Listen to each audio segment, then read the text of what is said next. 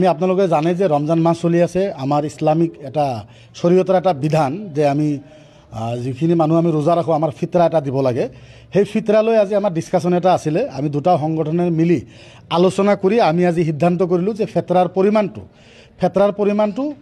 85 টকা কৰা হ'ল, 85 টকা ফিতৰাৰ পৰিমাণটো কৰা হ'ল। অসমবাসী ৰাইজক বিনম্ৰভাৱে আমি দুটা সংগঠনৰ তৰফৰ পৰা অনুৰোধ জনালোঁ যে আপোনালোকে 85 টকা ফেতৰাটো ইনশাল্লাহ আপোনালোকে আদায় কৰিব। সেইকাৰণে আজি আপোনালোকক মাতা হৈছিল। সেইকাৰণে আজি আমি গোটাই ওলামাসকল মুফতিসকল ইয়াতে আছে, সকলো মুফতিসকল আলোচনা কৰি ওলামাসকল একত্ৰিত হৈ এইটো সিদ্ধান্তত আমি উপনীত হৈছোঁ যে ফিতৰাৰ পৰিমাণটো 85 টকা কৰা হ'ল।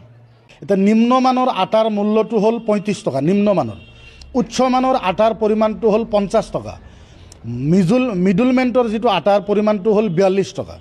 তেনেহ'লে মাজতটোহে দিব কৈছে শৰীয়তত।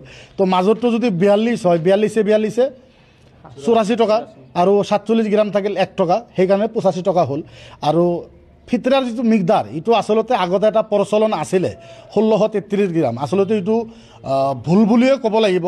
হাদিছ কোৰাণত কোনো জাগাতে 1633 গ্ৰামটো আমি পোৱা নাই।